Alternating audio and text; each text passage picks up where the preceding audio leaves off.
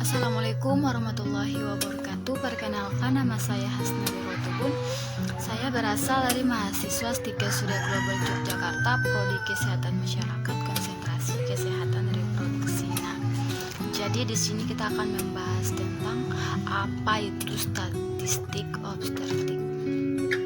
Jadi statistik obstetrik adalah data tentang suatu kehamilan. Jadi data ini tuh biasanya digunakan untuk mengetahui tentang suatu kehamilan. Nah, yang pertama ada kelahiran. Kelahiran adalah eksklusi atau ekstraksi lengkap seorang janin dari ibu tanpa memperhatikan apakah tali pusatnya telah terpotong. Nah, untuk kategori kelahiran, berat bayi lebih dari 500 gram, panjang badan lahir 25 cm, usia kehamilan lebih dari 25 cm. Itu untuk kelahiran. Nah, untuk angka kelahiran, jumlah kelahiran per 1000 penduduk. Kemudian ada angka fertilitas. Angka fertilitas ini jumlah kelahiran hidup itu per 1000 populasi. Nah, wanita itu berusia 15 sampai 44 tahun. Nah, kemudian ada kelahiran hidup. Kelahiran hidup ini tuh neonatus dapat bernapas, dan untuk tanda-tandanya itu yang pertama ada denyut jantung, yang kedua ada gerakan, dan yang ketiga ada spontan yang jelas dari otot. Itu untuk kelahiran hidup. Nah, untuk lahir mati ini tuh ditandai dengan tidak memiliki tanda apa-apa atau tidak memiliki tanda apapun.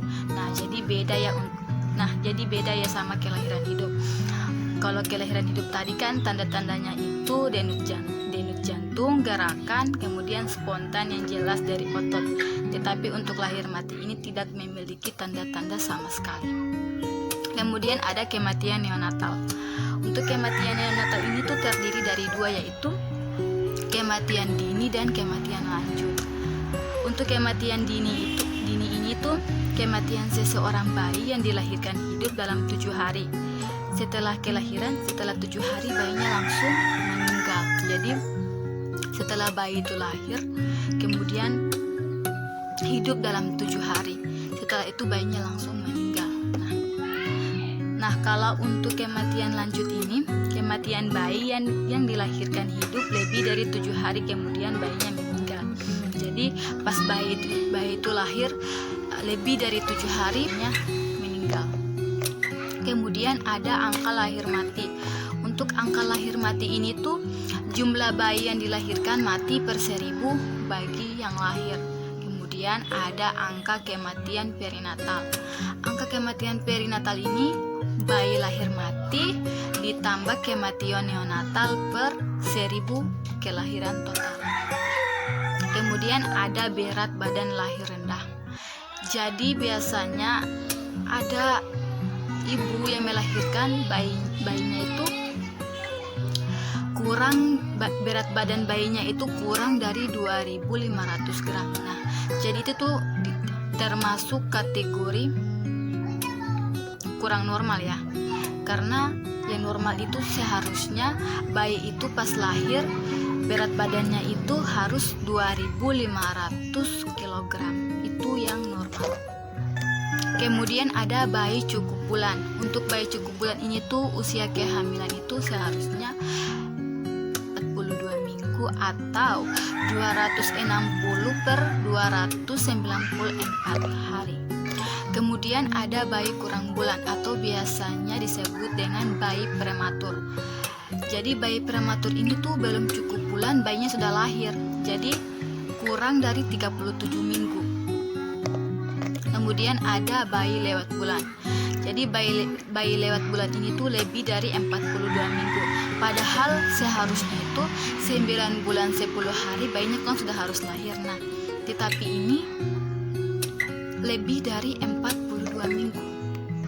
Kemudian ada abortus. Nah, apa sih abortus itu? Jadi abortus itu adalah pengambilan atau pengeluaran janin dari uterus. Nah, untuk abortus ini tuh bisa diperbolehkan, ada juga yang tidak diperbolehkan. Nah, jadi alasan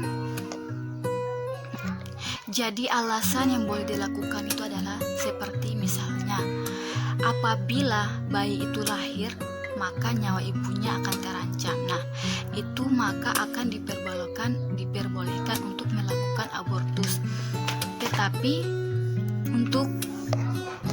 Tetapi kalau alasannya hanya karena misalnya hamil di luar nikah, terus karena takut orang tuanya marah, maka mereka akan melakukan abortus. Nah, itu tidak diperbolehkan. Kemudian ada kematian ibu langsung.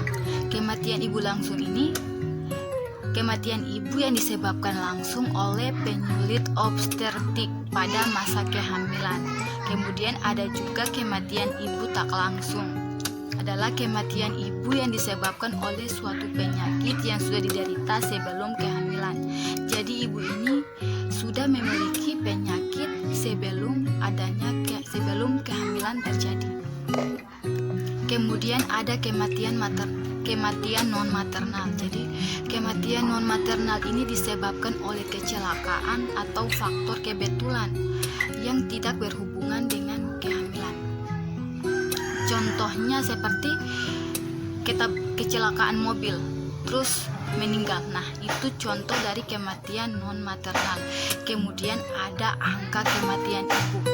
Angka kematian ibu adalah kematian seseorang wanita saat hamil dalam 42 hari pengakhiran kehamilan. Nah, mungkin itu saja yang bisa saya jelaskan. Terima kasih.